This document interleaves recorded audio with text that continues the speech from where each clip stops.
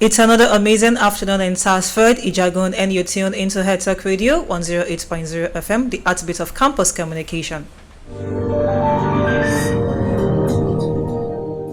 And good afternoon to you, dear listeners. Welcome to another episode of Biography of Legends, where we celebrate our living legends, our professors. I'm Kenny Ogunaike, your host for today.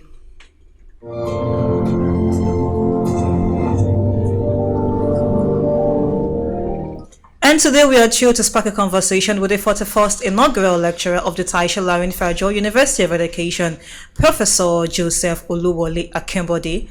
Professor, you're welcome to Headtalk Radio. It's a pleasure to have you here. Thank you very much. And congratulations on your forthcoming inaugural lecture. Good afternoon, listeners. My inaugural lecture is the 41st of the Taisha Larin Federal University of Education, and is going to hold on 2nd July on Ijagun campus, specifically at TASFUED Hall 2012. Guests are expected to be seated by 1:30 because the position will take place at 2 p.m. exactly. The title of the inaugural lecture is Repositioning Language Studies for Varieties of Functions, English Language and Linguistics for Special Purposes. And it's going to be fascinating, going to be educative, and it's going to be enlightening. Listeners are supposed to listen to the various functions of English language. Apart from the general ones that people are used to, we have some special functions that English language can be made to perform.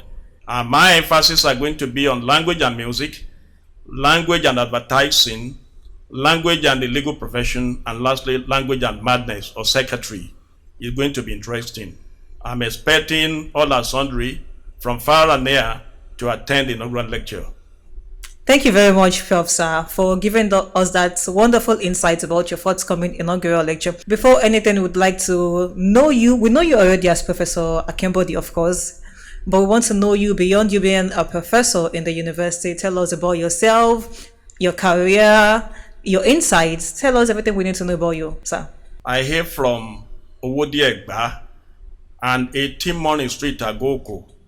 My father was late Mr. Julius Olusegun Akinbode, Wema Bank manager, and my mother was Princess Taiwo Abigail Akinbode ní Oyero.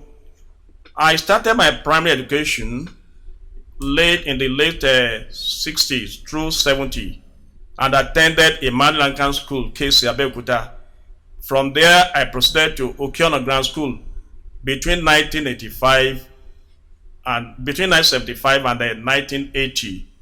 And from there, I proceeded to Teacher Training College, St. Louis Teacher Training College, Abeokuta, between 1981 and 83. And from there, I was admitted into the Obafemi University. It was then University of Ife, where I obtained a Bachelor of Arts degree in English language. And I proceeded from there to University of Ilorin, where I obtained Master of Education in English Language Education. After which I proceeded to University of Lagos to obtain a Master of Arts degree in English language. And lastly, Olabisi Onabanjo University, where I bagged my PhD in 2012. And that was the first PhD produced by that university. So I thank God for all this. That's wonderful, Prof, sir. So moving on, let's talk about your inaugural lecture, because that's the reason we've called you here today, to celebrate you. What motivated the inaugural topic, repositioning language studies for varieties of function, English language and linguistics for special purposes? What is the idea behind the topic? Thank you. I am a professor of English language by training and learning, and by research, professor of general linguistics. And general linguistics is for all purposes that can make language to perform. I'm not going to talk about English language alone. I'm going to talk about languages generally, including French, German, Portugal, especially language contiguity or contact, where languages meet and where languages interact with one another. And my emphasis is going to be on language and music, language and advertising, language and the law, and lastly, language and madness. I've conducted research into all these various areas. And that's why I've made them my research interest, which I want to showcase to the entire public, apart from those who are coming for the inaugural lecture. So I promise a very interesting inaugural lecture. That's very wonderful, Prof. You mentioned language. We know language is very universal and quite important. Now, how does the topic relate to the current issues in the society? Thank you. Let me talk about the segments in different form. Let me start with language and music.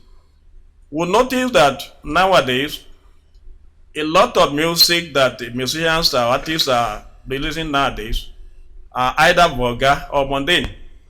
There is no special thing to learn from the music. You can imagine a singer, a musician, singing on a keyboard, and a lot of vulgar things that are not supposed to be heard in public, which Yes, are sir. sacrilegious, are what our musicians are now showcasing.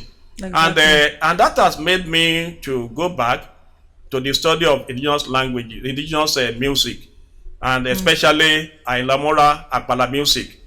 The music is lyrical, the music is therapeutic, the music is educative, and the music is entertaining. We have a lot of lessons to draw from the music. And from there, we go to advertising. I've specially chosen liquor drinks advertising. We notice that that is the fastest selling products in Nigeria today, not only in Nigeria, in Africa. There is Yes. nowhere you go that you not see a lot of consumption of alcoholic drinks. It is really selling compared to other products. I've also mentioned some other products like Dunlop Elite.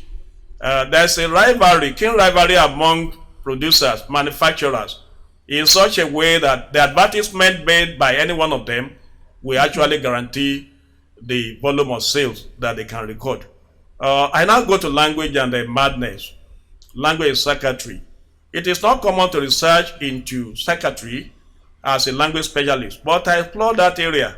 And that's why I collaborated with the Neuropsychiatric Hospital, Alo Abeokuta, on a diagnosis of psychiatric ailments, administration of drugs, administration of drugs, and even cooling down the psychiatric person through psychoanalysis by Sigmund Freud, interaction, doctor, patient, clerking, etc., etc. And I've conducted a lot of research in that area. That's interesting. Then the legalists, that's the language of the law.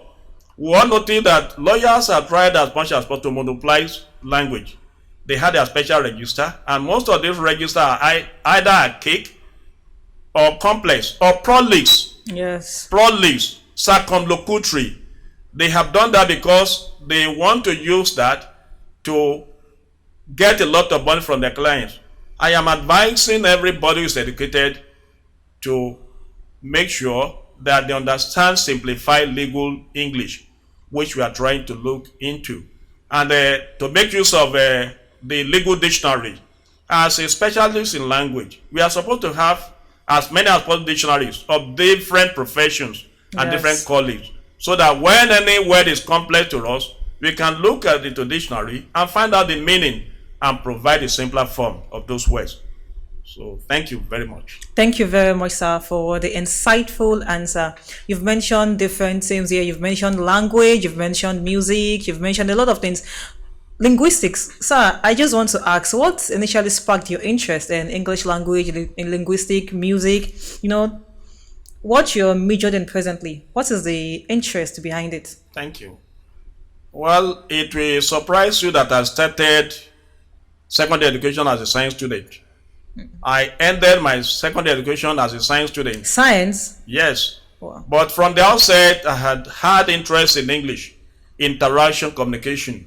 And actually, my father wanted me to read law because of his friends, Toye Koka, Bemi Koka, and others.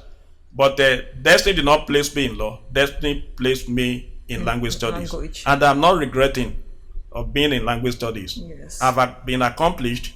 I've achieved a lot of things. And I've been known, I've been popular all over the world. And you're not a professor And of I'm now a language. professor of English language and linguistics, general linguistics.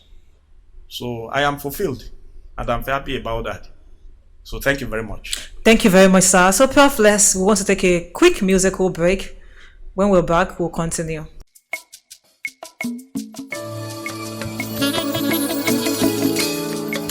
More music on NigerHighlife.com.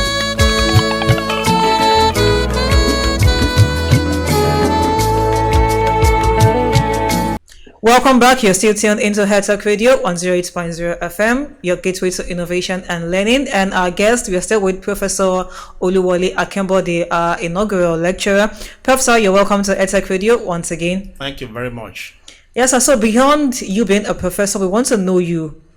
We want to know more about you personally. You've spoken about your inaugural lecture, what you want to explore. Now we want to know you, who you are as a person. Well, I thank God for whom I am today. Well, I lost my father immediately I left primary school, and that has been a difficulty for me to progress and to proceed. I had to wait for about 2 years, after which I got somebody who is my uncle who actually assisted me by sponsoring me to secondary school. And while I was in secondary school, I was augmenting money realized from bus conducting. I was a bus conductor. For how many years? Badgering passengers into vehicles from Lafenwa, Abeokuta to Mushin, Lagos.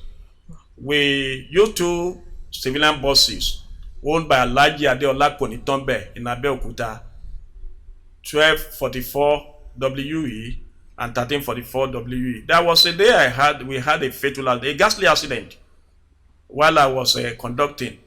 I was calculating fears from passengers then when that accident suddenly happened.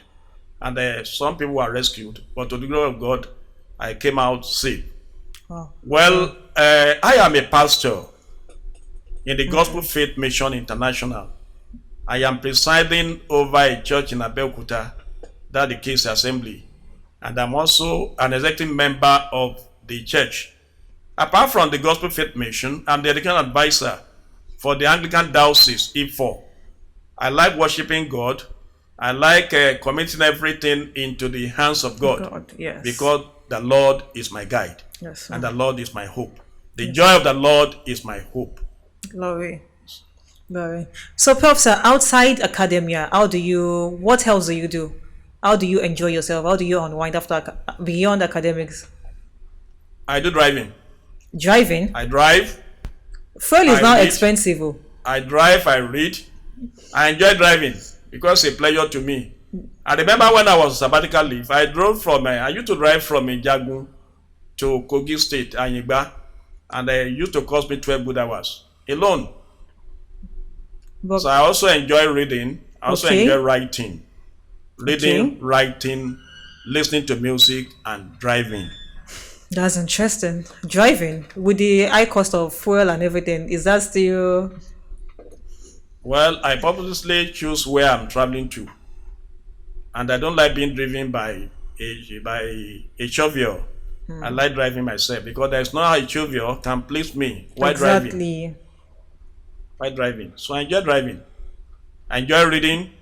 I enjoy listening to music, especially indigenous music. I love Mawura. King Sunny Ade, Orlando Owo. Okay, those are mention old. But few. So, Prof, you are a professor. You've spent many years working in the university system. I'm sure you must have had some challenges in the past, some failures and some wins as well.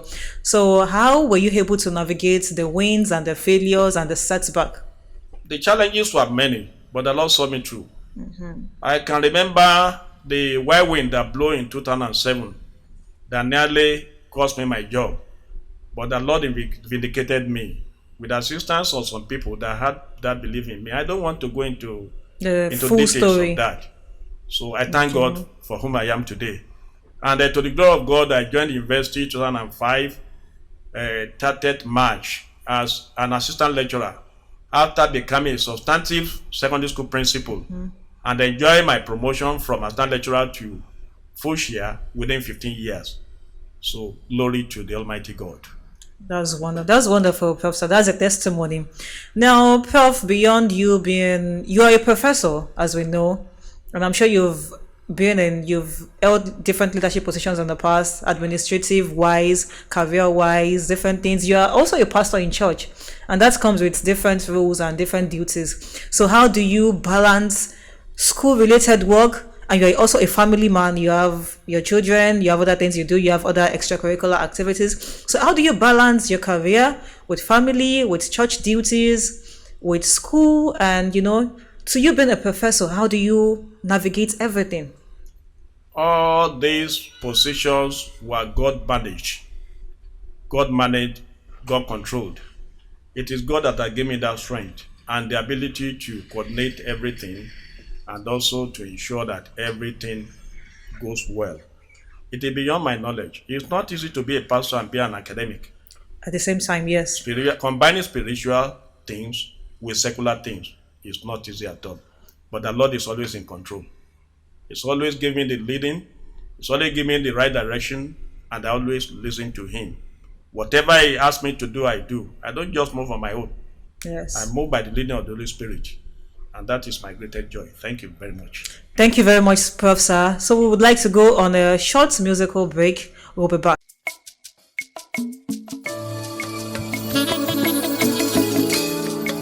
More music on NigerPilot.com.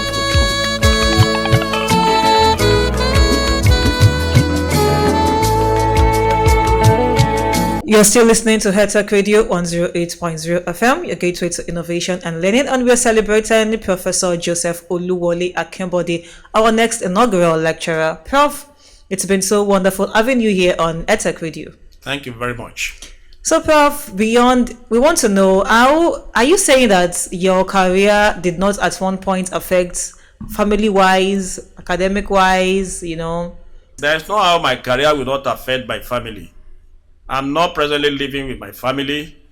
My family members, when I had the whole house, were in Abeokuta while I was always here.